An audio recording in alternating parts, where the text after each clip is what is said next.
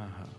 एक भाव है ना, उसमें एक बहुत अच्छी पंक्ति है, तुम हमारे थे प्रभु जी, तुम हमारे हो, तुम हमारे रहोगे, ओ मेरे प्रियतम। हम तुम्हारे थे प्रभु जी, हम तुम्हारे हैं, हम तुम्हारे रहेंगे, ओ मेरे प्रियतम। इसमें एक अंतिम पंक्ति में एक बहुत अच्छी बात है, दास की बिनती सुन लीजो ओ ब्रजराज दुलारे, दास की बिनती सुन लीजो ओ ब्रजराज दुलारे। क्या विनती है? आखिरी आश यही जीवन की पूर्ण करना प्यारे, आखिरी आस यही जीवन की पूर्ण करना प्यारे। क्या है आखिरी आश? एक बार हृदय से लगा लो, हमारे प्राण निकले उससे पहले नाथ बस एक बार आप हमको स्वीकार कर लीजिए। एक कॉन्सेप्ट हमारे दिमाग में होता है कि मृत्यु के बाद मुक्ति होती है तब भगवत दर्शन होता है, नहीं, उसके बाद की किसने देखा है? आपने सूरदास जी का चरित्र स्वर्ग से सुना है क्या? सूरदास जी को स्वर्ग में मिले ठाकुर जी, मीराबाई को वैकुंठ में मिले ठाकुर जी, नरसिंह मेहता को साकेत में मिले ठाकुर, नहीं, पृथ्वी पर मिले, जीवित अवस्था में मिले। फिर हम मृत्यु की प्रतीक्षा क्यों कर रहे हैं? आखिरी आश यही जीवन की पूर्ण करना प्यारे, आखिरी आस यही जीवन की पूर्ण करना प्यारे। कैसे? एक बार हृदय से लगा लो ओ मेरे प्रियतम, हाँ, एक बार हृदय से लगा लो ओ मेरे प्रियतम। हम तुम्हारे थे प्रभु जी, हम तुम्हारे हैं, हम तुम्हारे रहेंगे, ओ मेरे प्रियतम। हम तुम्हारे थे प्रभु जी, हम तुम्हारे हैं, हम तुम्हारे ही रहेंगे, ओ मेरे प्रियतम। बस यही आशा है। और हम बताएं, इससे अधिक ठाकुर जी से कभी याचना करनी भी नहीं चाहिए। देखिए, एक बात हमारी मानिएगा कि अपने परिस्थिति की बहुत मांग मत किया कीजिए ठाकुर जी से कि नाथ ऐसा जीवन चल रहा है, बस इसको ठीक कर दीजिए, ये हो रहा है, बस उसको ठीक कर दीजिए, हे हनुमान जी महाराज बच्चों का ये काम करवा दीजिए, ये कर दीजिए, ये कर दीजिए। नहीं, ये हमारी आस्था, हमारा विश्वास यहीं तक सीमित क्यों रहता है? आप जो भी जीवन में हो रहा है बस विश्वास चित्त में रखिए, देर लग सकती है पर मिल जाएगा, हो जाएगा कार्य, उसके लिए बोलिए मत। कई बार प्रेम का एक स्वरूप होता है कि प्रेमी को अपने दूसरे प्रेमी को क्या चाहिए बताना नहीं पड़ता, उसको पता होता है। और जहां बताना पड़ता हो ना, वहां पर एक कलेश आता है, क्या कि तुम जानते ही नहीं कि हमें क्या चाहिए, तो प्रेम कैसा? प्रेम में बताना थोड़ी पड़ता है कि मुझे क्या चाहिए, प्रेमी समझ जाता है कि मेरे प्रेमी को यह प्रिय है, और वही प्रेम सक्सेसफुल होता है जहां पर दूसरे प्रेमी को पता है कि मेरे प्रेमी की इच्छा क्या है। समझ में आ रही है बात? हम ठाकुर जी के प्रेमी हैं, क्या ठाकुर जी नहीं जानते हमारी इच्छा क्या है, हमारी जरूरतें क्या है, हमारी भलाई किस में है, हमारी योग्यता किस में है? सब जानते हैं।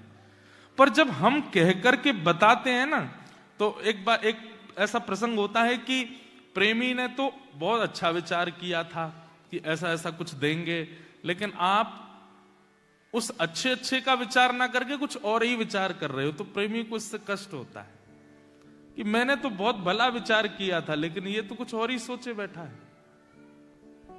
इसलिए आज से एक नियम बनाइए, याचना मत कीजिए। जैसी स्थिति आ जाए, कितनी भी खतरनाक, आप हमसे ऑफ स्टेज पूछोगे ना तो हम हमको बहुत नियम बता देंगे। हाँ, घर में ऐसा चल, अच्छा ठाकुर जी के लिए ये करो, ठाकुर जी, पर हम मन से नहीं बताते। मन से यूं लगती है क्यों इतनी याचना करनी। आपको क्या लगता है हमारे जीवन में कष्ट नहीं आते? सबके जीवन, इस संसार का नाम क्या है पता है शास्त्रों में? दुखालयम शाश्वतम। ये दुखालय है। जैसे भोजनालय में भोजन, जैसे विद्यालय में विद्या, जैसे कार्यालय में कार्य, वैसे ही दुखालय में दुख।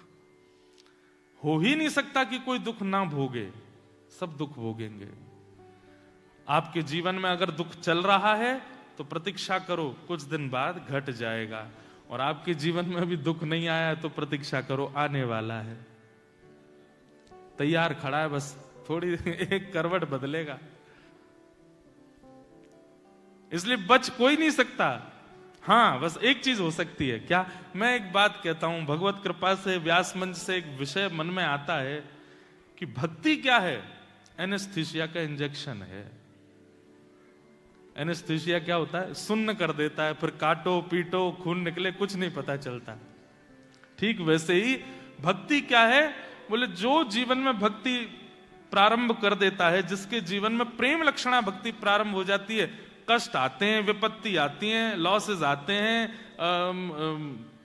परीक्षाएं आती हैं, एग्जाम्स आते हैं, बहुत सारे अप्स एंड डाउन्स आते हैं, पर उसको एनेस्थीसिया लगा हुआ, सुन्न पड़ा, पता ही नहीं चलती उसको हो क्या गया। परिस्थिति तो आएगी लेकिन आप विचलित नहीं होगे।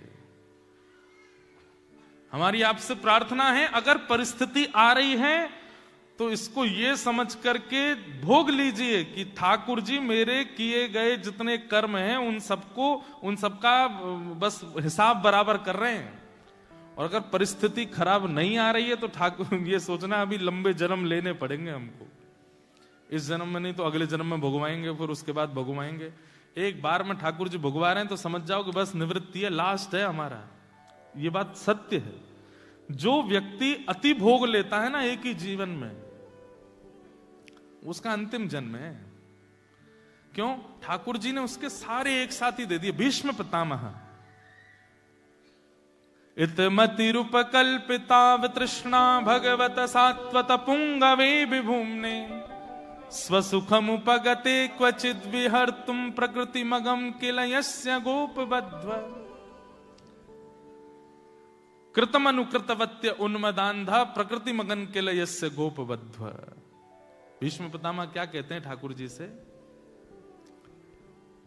भीष्म स्तुति भागवत जी में गाई गई, लेकिन वहां एक प्रसंग आता है कि भीष्म पितामह ठाकुर जी से कहते हैं कि नाथ, एक बात मुझे आपसे पूछनी है, मुझे थोड़ा संकोच लग रहा है। ठाकुर जी बोले पूछो। सब लोग इधर देखो। भीष्म पितामह के शरीर में कितने बाण हैं ये कोई गिन नहीं सकता। गले से लेकर के पैरों तक बाणों से छन्नी बना दिया शरीर। और उस समय बाणों की सैया पर पड़े पड़े भीष्म पितामह ठाकुर जी से एक बात करता है, बहुत ध्यान से सुनना। भीष्म पितामह कहते हैं ठाकुर जी एक बात पूछूं? बोले पूछिए। मैं जब दुर्योधन के कर्मों की ओर देखता हूं, मैं जब दुशासन के कर्मों की ओर देखता हूं, मैं जब धृतराष्ट्र की विचारधारा को देखता हूं, मैं जब इन कौरवों के ऊपर दृष्टिपात करता हूं तो मैं बहुत भला लगता हूं। और प्रभु आप भी जानते हैं, पूरी दुनिया जानती है, भीष्म पितामह कौरवों से भला नहीं है। भीष्म पितामह कितने ऋषि, कितने महर्षियों से भला है। मैं बाल ब्रह्मचारी हूं, मैंने विवाह नहीं किया, काष्ठ की स्त्री को भी कभी मैंने काम भाव से नहीं देखा। इतने आचरण में रहने वाला, इतने पवित्र जीवन को जीने वाला, इतने शुद्ध विचारधारा रखने वाला, इतने नियम का पालन करने वाले व्यक्ति का आपने ये दुर्दशा की है। और भरी सभा में दुशासन द्रौपदी के चीरहरण कर रहा था, उसको एक बाण में मरवा दिया। दुर्योधन को एक गदा में मरवा दिया। और भीष्म पितामह जो इतने नियम कानूनों का पालन करता था, उसको आपने छन्नी बना दिया। प्रभु, ये कैसा कर्मफल दिया आपने मुझको? मैं इतना बड़ा पापी तो नहीं था कि मेरे को ऐसी दुर्गति प्राप्त हो। कई बार ऐसा होता है ना कि किसी व्यक्ति की अकाल मृत्यु होती है और बहुत कई बार दुर्घटनाग्रस्त हो जाते हैं लोग, तो हम लोग सोचते हैं हाय राम, ऐसी मृत्यु किसी को नहीं मिले। हाँ? भीष्म पितामह के लिए उस समय वही चर्चा चल रही थी सब जगह, ऐसी मृत्यु भगवान किसी को नहीं दे। तब भीष्म पितामह ठाकुर जी से बोले, मैंने क्या किया ऐसा जो आपने मुझे इतनी पीड़ा दी, इतना कष्ट दिया? तब इसके ठाकुर जी ने अनेक उत्तर दिए। उनमें से एक उत्तर ठाकुर जी क्या कहते हैं कि भीष्म पितामह, तुम्हारे 100 जन्मों का लेखा जोखा है मेरे पास में, और उन 100 जन्मों में तुमने जो जो किया, अगर उन पर मैं दृष्टि डालूं तो तुमको अभी आगे 50 जन्म और लेने पड़ेंगे।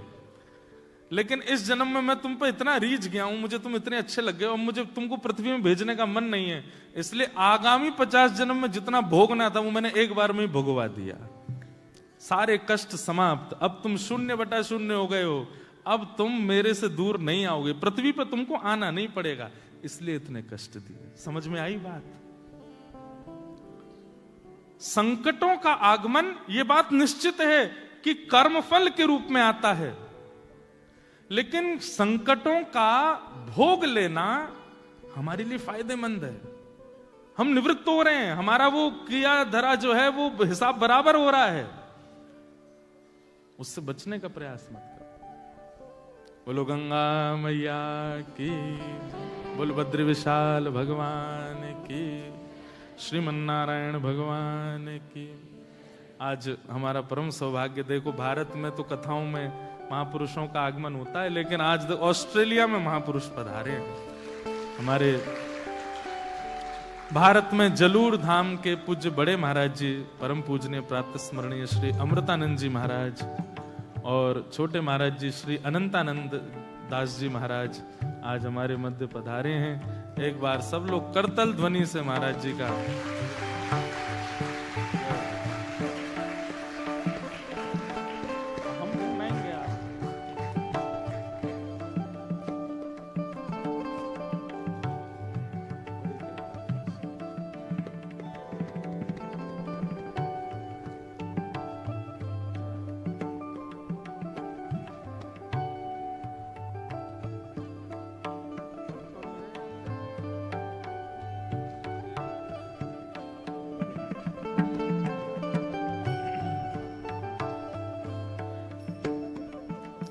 अभी यहाँ ऑस्ट्रेलिया से पहले हमारी जो भारत में कथा थी वो हरिद्वार में थी, और हरिद्वार में जो कथा हुई थी वो पूज्य महाराज जी के द्वारा ही कराई गई थी। तो बस वहां से महाराज जी को महाराज जी आए तो अपने व्यवस्था से, अपने क्रम से हैं, पर मुझे ऐसा लगा कि मेरी इतनी याद आ गई कि महाराज जी आ गए। हमारे परम मित्र पूज्य श्री राम जी महाराज, श्री अनंतानंद जी महाराज, छोटे महाराज जी, और बड़े महाराज जी पूज्य श्री अमृतानंद जी महाराज, आप दोनों के युगल चरणों में बारंबार प्रणाम करते हैं। और सब मेलबर्न वासियों की ओर से महाराज जी को जय श्री कृष्ण, जय सिया राम, जय श्रीमन नारायण, जय जय श्री राधे। धन्यवाद हमारी नाक बचाने के लिए। आप सब लोगों के इस उत्साह से महाराज जी को पता तो चली, चलो श्रोता बढ़िया है महाराज जी के। तो हम क्या निवेदन कर रहे थे? बहुत सूत्रात्मक बात है। हिसाब बराबर कर लेना अच्छा है। रुक जाओ, अभी कथा के बीच में नहीं बोलते। हाँ, हम जो भाव कह रहे हैं वो सुनते रहो बस। क्या बता रहा था मैं? हाँ, हिसाब बराबर कर लेना अच्छा है। कई बार ऐसा होता है कि आप परिस्थिति से भागते हो और भागने के लिए कई उपाय अपनाने लगते हो। इनके यहां ये बांधे आओ, उनके यहां ये कर आओ, चौराहे पे ये धर आओ, घर में ये कर आओ, ऊपर यूं कर लो। फिर अब तो आज शंकर जी का दिवस है, महाशिवरात्रि पर आज कई लोगों के व्रत होंगे और कई सोमवार व्रत रखेंगे, श्रावण के सोमवार, महादेव को रिझाने के लिए। हे महादेव, हमारे काल हर, कष्ट हर, दुख हर, दारिद्र हर, सब हर लो हमारे, सब ले जाओ नाथ। एक बात कभी लॉजिकली सोची कि महादेव ठीक है, आपका हमने कुछ लिया तो कहीं तो रखूंगा, जगह होगी रखने की तो ही तो रखूंगा। महादेव शमशान में रहते हैं, जगह कहां उन पे, सब लेके कहां जाएंगे? तो इतना लोग कई बार यत्न करते हैं, प्रयास करते हैं। हमारे हाथ में देखो, आपको एक भी अंगूठी नहीं दिखेगी, एक भी नहीं है। इसका मतलब ये नहीं कि अपनी उतार के फेंक दो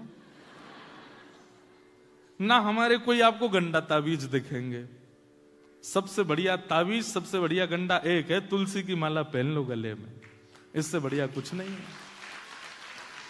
और सबसे बढ़िया उपाय, सबसे बढ़िया टोना, सबसे बढ़िया टोटका, सबसे बढ़िया नियम एक ही है कि कृष्ण नाम को जीभ पर विराजमान कर लो।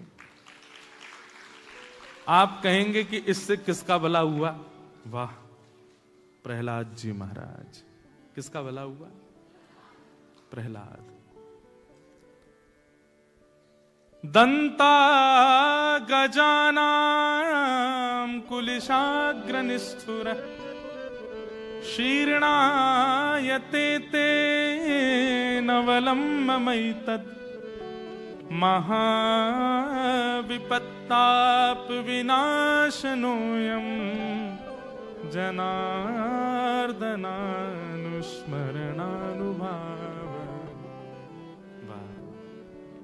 एक पिक्चर आ रही है अभी 25 जुलाई को, महाअवतार नरसिम्हा, तो उसको जरूर देखने जाना। उसके जो सारे मेकर्स हैं वो हमसे मिलने आए थे वृंदावन। वो हमसे मिलने इसलिए आए थे, बोले महाराज जी हम कोई अपनी प्रशंसा के रूप में नहीं कह रहे हैं, पर वो हमसे एक बात बोले, महाराज जी हमने ये मूवी बनाई और इसमें प्रहलाद जी के, नृसिंह भगवान के उन लीलाओं का, उन चरित्रों का हमने वर्णन किया जो कहीं नहीं है, मतलब जिसको लोगों ने ज्यादा सुना नहीं। बोले विष्णु पुराण से, भागवत जी से, आदि आदि उनसे हमने इसको निकाला। मैंने कहा अच्छा। बोले फिर हम आपसे मिलने इसलिए आए कि हमने आपका एक पॉडकास्ट देखा और आप उसमें वही सारी बातें बता रहे थे। तो हमने कि यार हमारी स्क्रिप्ट किसने लीक कर दी जाके। मैंने कि सुनो आप जहां से स्क्रिप्ट बना रहे हो वो पूरी भागवत जी हमारे पास है, वहां से हम अध्ययन कर लेते। तो बोले फिर हमारी इच्छा हुई कि भाई जो हमने इतनी छुपा छुपा के बातें प्रकट की पिक्चर में, वो इन महाराज जी को कैसे पता है। मैंने कि देखो सब तो भागवत जी की कृपा है। तो पिक्चर देखने जरूर जाना, बहुत अच्छी। अभी उसका जो ट्रेलर लॉन्च हुआ वो भी हमने अपने मंच पे ही किया, 3D में है। और जैसी मैं कथा करते समय प्रहलाद जी का चिंतन करता हूं, प्रहलाद जी बिल्कुल वैसे ही हैं उस पिक्चर में, 3D है। और उसका नियम उन्होंने ऐसा रखा है जो मेकर्स हैं कि कहीं भी थिएटर में वर्ल्ड वाइड वो पिक्चर लगेगी, आपको शूज उतार के अंदर जाना पड़ेगा। और दूसरा नियम, जैसे थिएटर्स में नेशनल एंथम होता है तो सब खड़े होते हैं, बोले हमने ये भी निवेदन किया है कि जब महाअवतार श्री नृसिंह भगवान प्रकट हों तो सब लोग हाथ जोड़ के अपने स्थान पर खड़े होकर उनको वंदन करें। तो हमने उनकी इस भावना का मान करते हुए मैंने कहा भाई मैं उस समय कनाडा में रहूंगा, लेकिन मैं जरूर वहां देखने जाऊंगा और ऑस्ट्रेलिया से लोगों को कह के जाऊंगा कि आप लोग जरूर देखने जाइएगा उस पिक्चर को। तो ये हमने नाम क्यों लिया? श्री प्रहलाद जी महाराज 5 वर्ष की अवस्था में इतना संकट आ गया, किसी बालक ने अपनी इतनी अल्प अवस्था में संकट नहीं देखा होगा जितना प्रहलाद जी ने देखा। लेकिन श्री प्रहलाद जी महाराज केवल हरि नाम लेते हैं, और उनके जो मारने का प्रयास करते थे राक्षस, वो कहते तेरे पास क्या है, तू बच क्यों जाता है? तो प्रहलाद जी कहते महाविपत्ताप विनाशनोयम जनार्दनानुस्मरणानुभाव, बड़ी बड़ी विपत्तियों का नाश करने वाले जनार्दन भगवान का केवल नाम मेरे पास है और कुछ मेरे पास, मैंने तो देखा भी नहीं वो है कैसे, उनका रूप कैसा है, केवल उनका नाम गाता हूं मैं। भैया यही टोना, यही टोटका, यही नियम, यही सब चीजों को किनारे धर दो, विश्वास के साथ हमारी इस कथा की हमको दक्षिणा दे दो, सब चीज किनारे धर दो, आज ही केवल नाम भगवान को अपनी जीभ पर विराजमान कर लो और विश्वास के साथ बस नाम रटते चलो, काम करते चलो, नाम रटते चलो, हर समय कृष्ण का ध्यान धरते चलो, मुरली वाले को मन से रिझाते चलो, कृष्ण गोविंद गोपाल गाते चलो, सुख में फूलो मती, दुख में भूलो मती, प्राण जाए मगर नाम भूलो मती, काम की वासना को मिटाते चलो, कृष्ण गोविंद गोपाल गाते। चलते फिरते उठते बैठते खाते पीते मेलबर्न में, सिडनी में, कैनबरा में, तस्मानिया में, न्यूजीलैंड में, कहीं चले जाओ, जिस देश में, जिस वेश में, परवेश में रहो, राधा रमण, राधा रमण, राधा रमण कहो, जिस देश में, जिस वेश में, परवेश में रहो, राधा राधा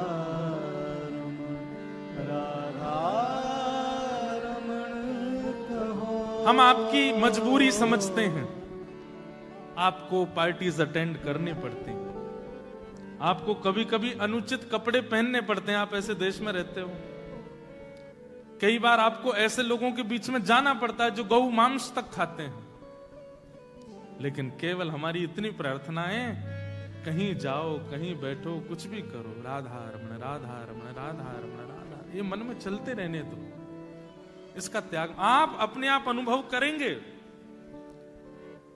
इसी से ही सब कुछ मंगल होता चला जाएगा। विपत्ति आएंगी, आपके पूरे घर को घेर लेंगी, लेकिन आप विचलित नहीं हो गए, इतनी जिम्मेवारी हम आपको बता रहे हैं, नाम का प्रभाव है।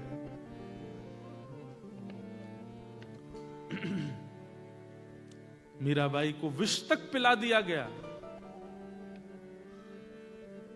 जब मीराबाई के पति की मृत्यु हो गई, मीरा चरित्र सुनिए एक बार, बहुत सुंदर है। यही जो महाअवतार नरसिम्हा पिक्चर बना रहे हैं, यही लोग हमारी मीरा चरित्र सुन के मीराबाई की एक पिक्चर बना रहे हैं, बहुत सुंदर चरित्र। मीराबाई ने विवाह मन से नहीं किया, केवल मां की राजी के लिए किया, और पहले ही अपने पतिदेव से कह दिया कि हम आपकी कोई भी पत्नी इच्छा पूरी नहीं कर सकती, अगर मंजूर हो तो ब्याह करो। लेकिन धन्य है भोजराज जिनसे ब्याह हुआ मीराबाई का। उन्होंने मीराबाई से पता है क्या कहा? बोले मैं आपसे ब्याह इसलिए नहीं कर रहा कि मेरे घर पत्नी आवे, तो बोले मैं इसलिए आपसे ब्याह कर रहा हूं कि हमारा मेवाड़ जो है ना, वो प्रसिद्ध है राजाओं के लिए, वो प्रसिद्ध है योद्धाओं के लिए, उसकी प्रसिद्धि हो जाए एक भक्त के लिए, इसलिए मैं आपसे ब्याह कर रहा हूं कि आप मेरे साथ चलें और मेवाड़ की भूमि को एक भक्त की उपस्थिति की प्रसिद्धि करावें। मेवाड़ केवल योद्धाओं का आना जाना होता है, मेवाड़ केवल बड़े बड़े वीरों का आना जाना होता है। मेवाड़ में भक्तों का आगमन प्रारंभ हो जाए, इसलिए मैं एक भक्त के चरण पड़वाना चाहता हूं। इसलिए मीराबाई ने ब्याह किया था। ये तो मीराबाई तो सर्वस्व ठाकुर जी को दे चुकी हैं। लेकिन कुछ दिन बाद ही जब पतिदेव की मृत्यु हो गई तो उनकी ननद और देवर बहुत प्रताड़ना करते थे, बहुत कष्ट देते थे मीराबाई को। लेकिन मीराबाई सहती थी, बस रहती थी, क्योंकि संसार का नियम है कि विवाह के बाद रहना पड़ता है गृहिणी को अपने ससुराल में, इसलिए रह रही थी। प्रतीक्षा कर रही थी कि कोई कह देगा, कोई आज्ञा करेगा तो ही जाऊंगी, अपनी इच्छा से नहीं जाऊंगी। इतना सहा मीराबाई ने, विष पिला दिया।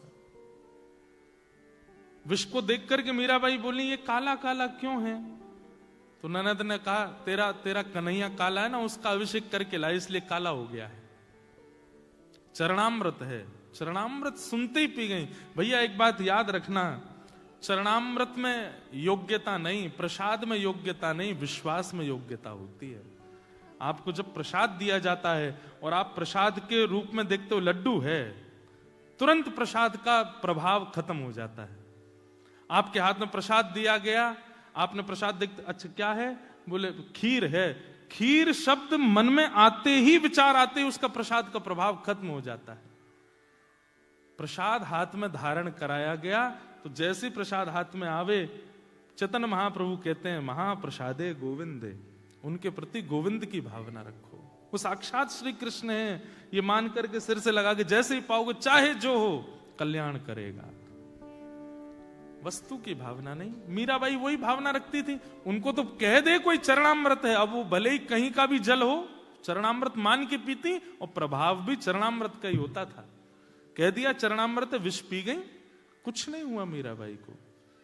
और जिस विष को, जिस वैद्य से उस विष को बनवाया था, उस वैद्य को बुलाया ननद ने और छोटे देवर ने, और कहा, तूने हमसे छल किया, ये विष बता करके दे गया, कुछ नहीं हुआ मीराबाई को। बोले, अरे मैं तो ऐसा विष बनाया कि उसको सूंघ ले तो मर जाए आदमी। तो कटोरी मंगवाई, उसमें 1-2 बूंद बचा था। बोले, तू चाट के दिखा इसको। वैद्य ने जैसे ही चाटा, प्राण निकल गए। ये देख करके उनकी ननद तो समझ गई, बोले मीरा सामान्य। उसी समय मीराबाई की शरणागति ले ली। बोले कि सामान्य नहीं है। क्या करती थी मीराबाई? केवल नाम। मेरे तो गिरधर गोपाल, दूसरों न कोई, जाके सिर मोर मुकुट, मेरो पति सोई। केवल कृष्ण नाम गाते हैं और सेवा करते हैं। आप क्यों भटक रहे हो इतनी प्रपंचों में, इतनी व्यवस्थाओं में, इतने ये करो वो करो, इससे ये हो जाएगा, इससे यूं बन जाएगा, इससे ये हो जाएगा, इससे यूं होता है। अरे नाम का आश्रय ले लीजिए और उस नाम को अपना जीवन अर्पित कर दीजिए, फिर देखिए चमत्कार होते जाएंगे, आपको पता भी नहीं चलेगा। नाम आश्रय हो जाए।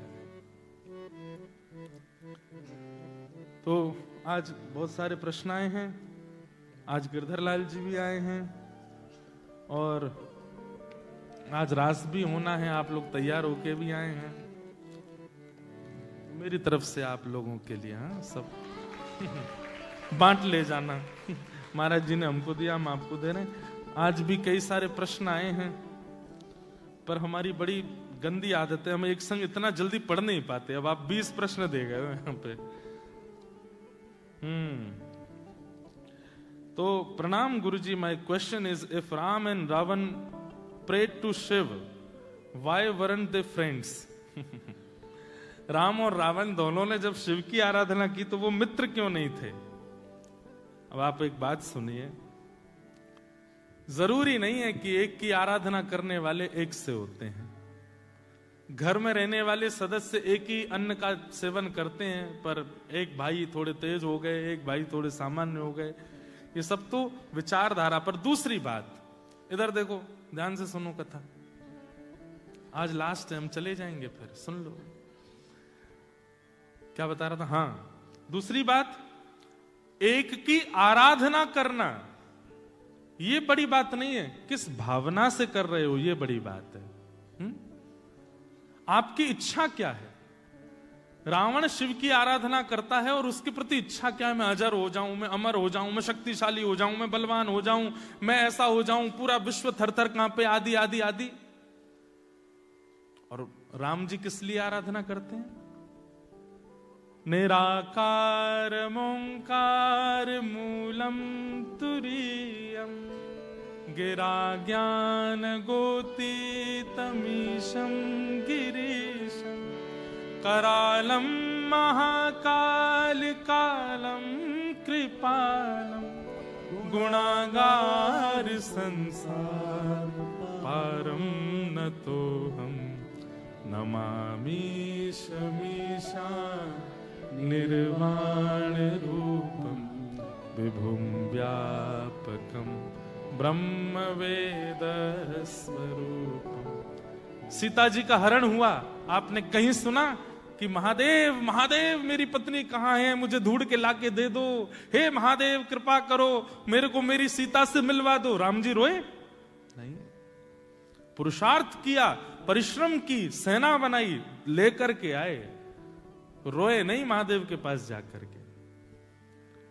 वो बात अलग है कि वहां पर रामेश्वर भगवान की स्थापना की।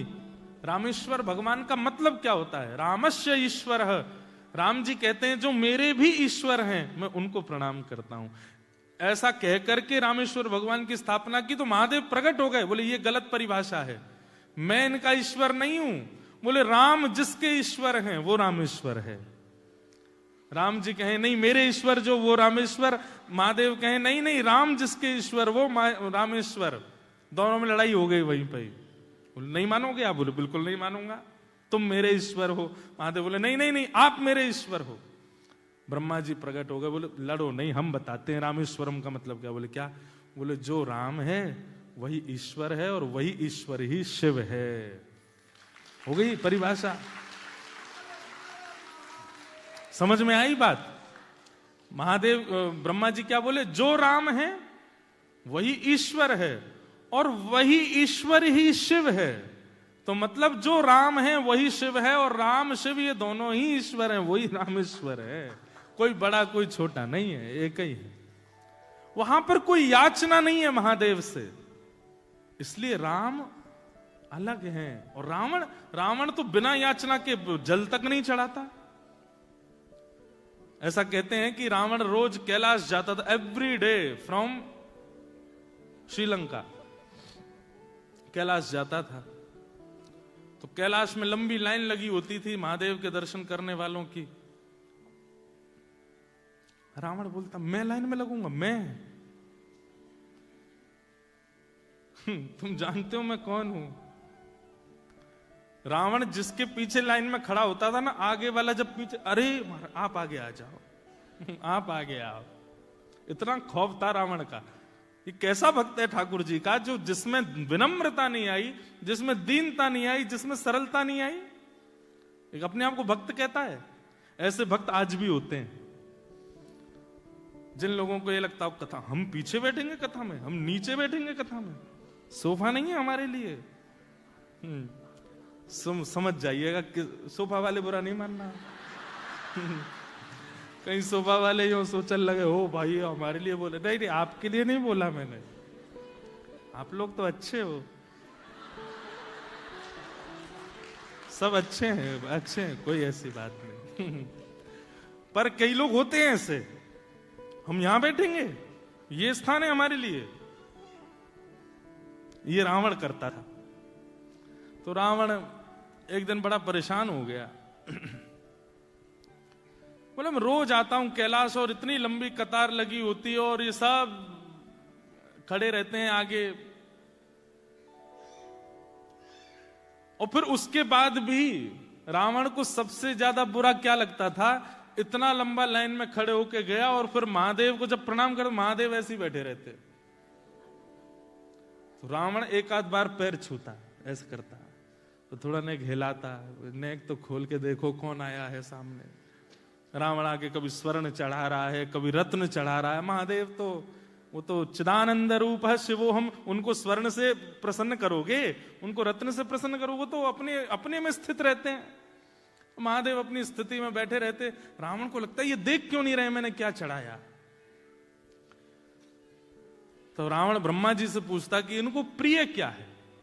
बोले शंकर जी को स्तुतियां बहुत प्रिय लगती हैं, कोई संस्कृत में स्तुति गावे, कोई अच्छे अच्छे भाव, तो फिर रावण ने शिव तांडव स्तोत्र लिखा।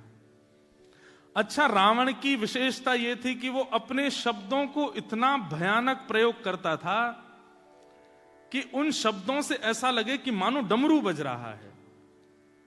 मतलब आप शिव तांडव स्तोत्र सुन के सो नहीं सकते। आपको सोना है तो आपको नमामि मीशान ही सुनना, रुद्राष्टकम ही सुनना पड़ेगा।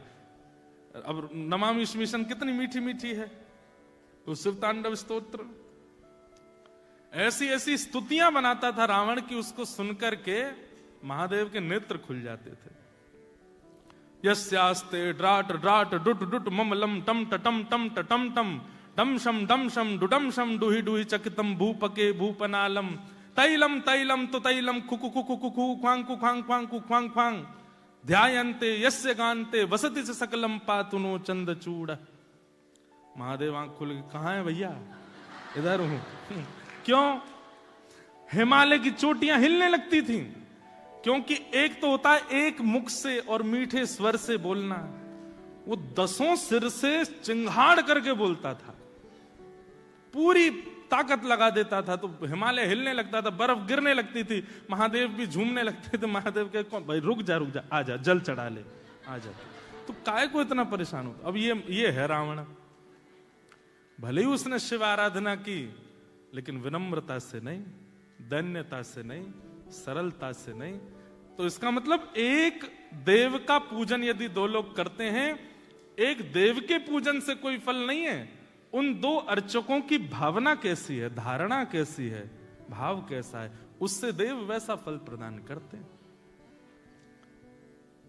शिव कैलाशों के वासी, धौली धारों के राजा, शंकर संकट हरना। गाइए।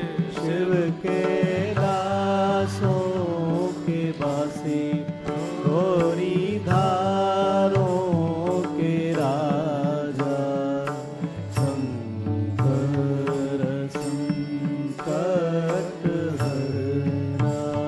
ओ भोले बाबा शंकर संकट हरना।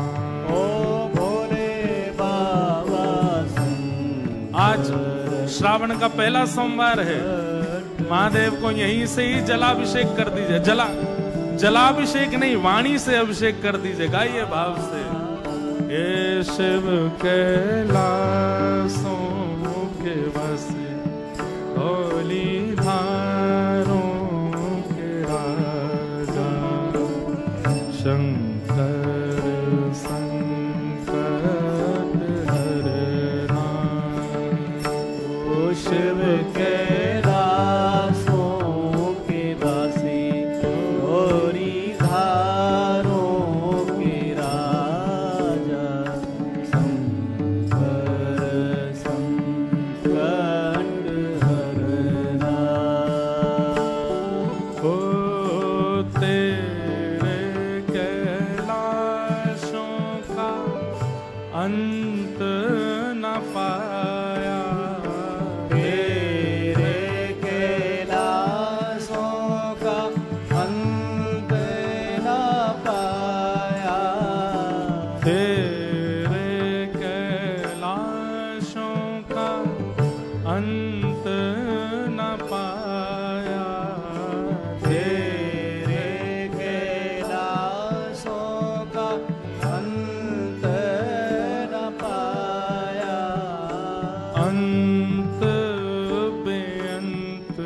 तेरी माया, ओ भोले बाबा अंत बेअंत तेरी माया, ओ शिव कैलाशों के वासी धौली धारों के राजा, शंकर संकट हरना, शिव कैलाशों के वासी धौली धारों के राजा, शंकर संकट देवादिदेव महादेव शंकर भगवान की।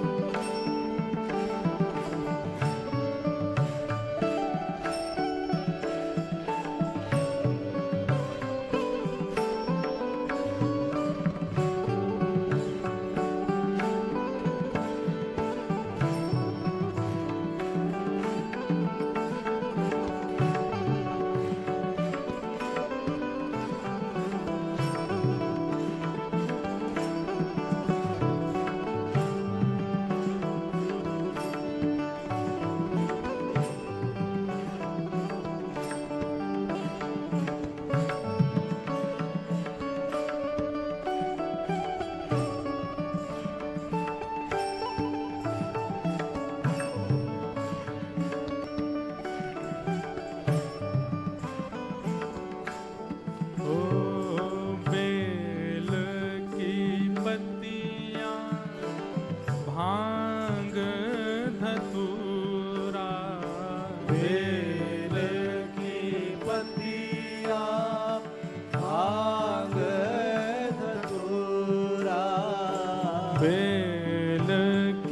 पत्तियां भांग धतूरा, बेल की पत्तियां भांग धतूरा, शिव जी के मन को लुभाए, ओ भोले बाबा शिव जी के मन को भाए, हाँ भोले बाबा शिव जी के मन को लुभाए, ओ भोले बाबा शिव जी के मन को भाए। भाव भाव से शिव कैलाशों के वासी धौली धारों के राजा,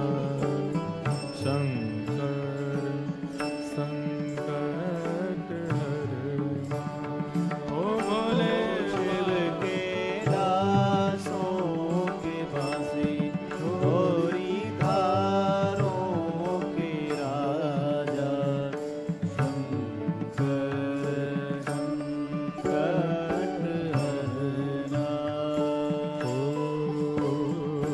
शंकर संकट हरना, शंकर संकट हरना,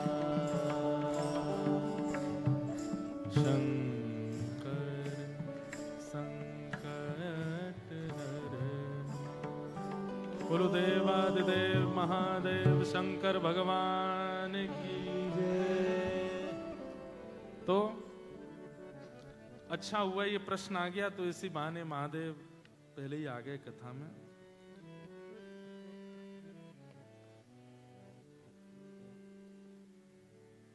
किसी ने कहा कि कल आपने विरह के बारे में बताया, लेकिन अगर किसी को विरह की अनुभूति ही ना हो, क्योंकि उन्हें हमेशा ऐसा लगे प्रभु निरंतर हमेशा उनके साथ हैं, निरंतर उनके सर पर उनका हाथ है। अब आगे मैं बाद में पढ़ूंगा, पहले यहीं पे ही एक बात बता दूं। घड़ा होता है ना, घड़े से पानी तभी छलकता है जब वो पूरा भर जाता है। आधे में भी पानी तो होता है लेकिन छलकता नहीं है। और कई बार ऐसा होता है कि जो टोंटी होती है, टोंटी समझते हो? समझते हो ना? समझते हो? जो जिससे घड़े में, अब यहाँ घड़ा ही नहीं होता होगा, क्या समझोगे हैं? यहाँ घड़ा होता है, होता है। वाह भैया। तो घड़े में अगर टोंटी थोड़ी ऊपर लगी हो और पानी उससे नीचे लेवल पे हो तो आप कितना भी खोल लो नहीं निकलेगा, उसको पूरा भरना पड़ेगा, तभी मध्यस्थ की टोंटी जो होगी वहां से जल बाहर आ सकता है।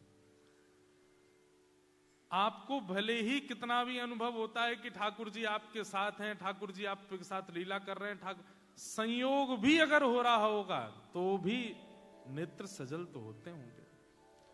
भगवत कृपा अगर परिपूर्ण रूप से होगी तो उसका प्रमाण सजल नेत्रों से ही होगा। विरह का मतलब केवल याद में तड़पना नहीं होता। कई बार कई लोगों को इस बात का भी विरह होता है कि नाथ मैं योग्य नहीं हूं, आप मुझ पर इतनी कृपा कर क्यों रहे हो? मैं कहीं भी मंदिर में जाता हूं, आप मुझे दिख जाते हो, मैं तो लायक ही नहीं हूं नाथ। जिनको नहीं मिलते वो ना मिलने के लिए रोते हैं, जिनको मिलते हैं वो इसलिए रोते हैं कि आप, मैं हूं ही नहीं लायक, मुझे क्यों सब जगह अनुभव करा देते हो आप। तो आपको यदि अनुभव हो रहा है बहुत अच्छी बात है, आपको ठाकुर जी का अनुभव होता है कि ठाकुर जी सचल हैं, मेरे साथ लीला कर रहे हैं आदि आदि, पर फिर भी अब ये लाला मेरो एक ऐसा चित्र बना के लाया है और वहां में भिंडला सखा लग रहा हूं मैं और वहां के ऊपर मोर पंख और लगा दियो, और जैसे ही मैं कोई बात करूं ये जो दिखा दे, मैं ठाकुर जी को देख के कथा करूं, अल्लाह दे दो, आ जाओ, दे दो, दे दो। अब ये चित्र देख के मुझसे कथा नहीं हो रही है। अरे भैया, हाँ लाली तुम भी दे जाओ। बड़े प्यारे प्यारे लाला बालक, देखो छोटे छोटे बालकों में ऑस्ट्रेलिया में संस्कार आ रहे हैं। देखो ये देखो महाराज डाका डॉन बहुत बढ़िया। हाँ ये अच्छा है, देखो दोनों ही अच्छे हैं। हाँ लाला, ओ भैया लाला, ठीक है ठीक है, हाँ बैठ जाओ बैठ जाओ, बहुत बढ़िया। अब लाली, अब बाद में लेंगे आपसे, इनको भी बैठा लो, थोड़ी देर कथा सुन लो। आइए पधारो।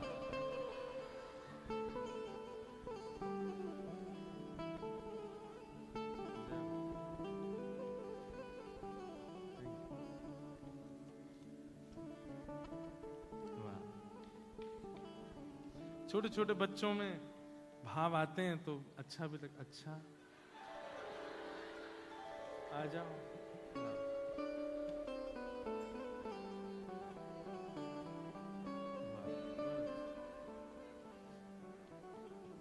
तो हम क्या कह रहे थे?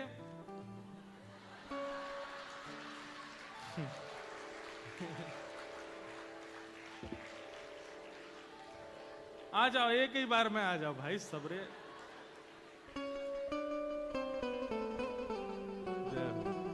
अरे भाई सब लाए हो क्या?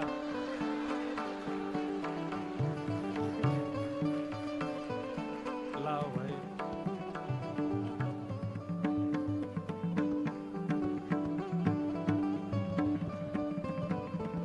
वाह वाह।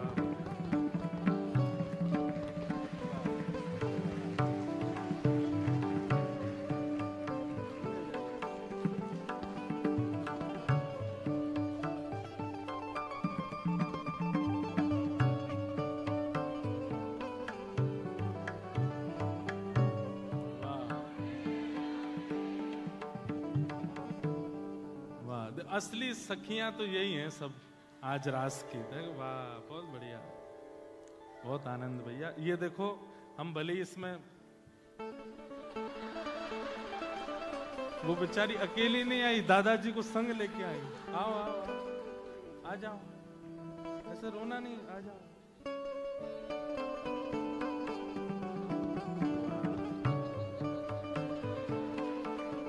भाई एक बार ये टीवी घुमा देना जरा, जनता की ओर घुमाओ, हम दिखाएं तो सही कैसे कैसे बन के आए हैं ठाकुर जी। मीराबाई के हृदय के ठाकुर जी देखे आपने? गोपाल भट्ट गोस्वामी के हृदय के ठाकुर जी देखे हैं? राधा वल्लभ लाल जी, श्री हरिवंश महाप्रभु के, इन बच्चों के हृदय के ठाकुर जी देखो।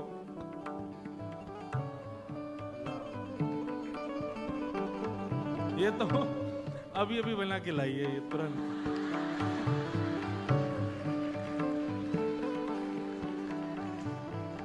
हाँ तो भाई दिखाना, हाँ कहाँ, यहाँ दिखाना है। तुम तो आगे से हट जाओ। ये देखो,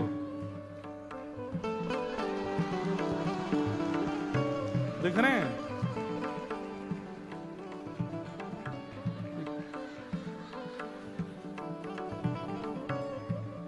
ये ऑस्ट्रेलिया के हरिवंश महाप्रभु के ठाकुर जी हैं। ये देखो, महाप्रभु जगन्नाथ।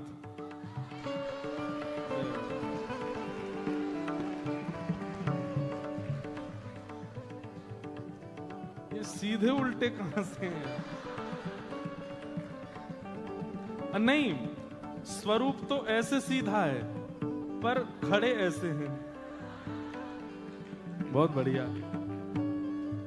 ओहो, ये देखो चितचोर प्रभु।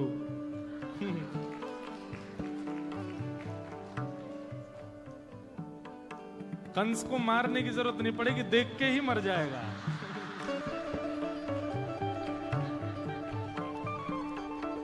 वाह, ये देखो किशोरी जी, कितनी प्यारी किशोरी जी। प्यारे से ठाकुर जी।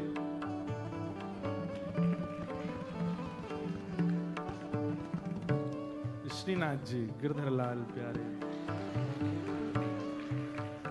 आप लोग देखो, ये बच्चे कितना परिश्रम करते होंगे ठाकुर जी के चित्र बनाने में।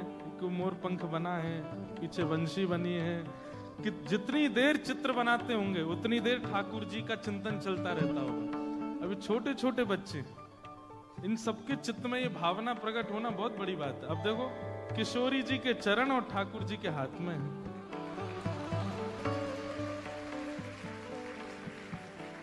और लिखा है, किशोरी तेरे चरणन की रज पाऊं।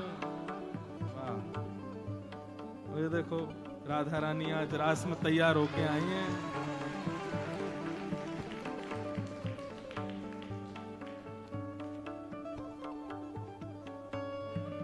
ये देखो कितने प्यारे ठाकुर जी। ये क्या कर रहे हैं पता है?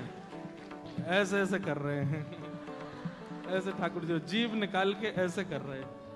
कितने प्यारे ठाकुर। और ये राका डॉन लास्ट में। बोलो वृंदावन बिहारी लाल की जय हो भैया। ऑस्ट्रेलिया के सब बालकन की जय हो, और इन बालकन के माता पिता की भी जय हो। ऐसे बालक आपके यहाँ, जैसे मानो छोटी छोटी कर्मा बाई, करमेती बाई, ध्रुव प्रहलाद जैसे आपके नन्हे नन्हे बालक हैं। अब देखो पीछे से और आ रहे हैं। अब बैठ जाओ, फिर बुलाएंगे। अभी लंच टाइम में बुलाऊंगा मैं। अभी बैठो, डिनर टाइम पे। अभी कथा चल गई। हाँ, कथा कहाँ चल रही थी? महादेव। नहीं, किसी का प्रश्न पढ़ रहा था मैं। हाँ, ठाकुर जी का अनुभव होता है, विरह नहीं होता। आदि आदि सब भाव थे। अब हम प्रश्नों को सबको प्रणाम करते हैं। जो कथा क्रम हमारा चल रहा है उसको पूरा कर देते हैं और फिर रास में प्रवेश करेंगे। वृत्रासुर भगवान की स्तुति गा रहा है, और वृत्रासुर ने ठाकुर जी की स्तुति गाते हुए निवेदन किया कि हे नाथ, समंज सत्वा विरहई एकांक्षे। कल उसने विरह की कामना की थी ठाकुर जी से।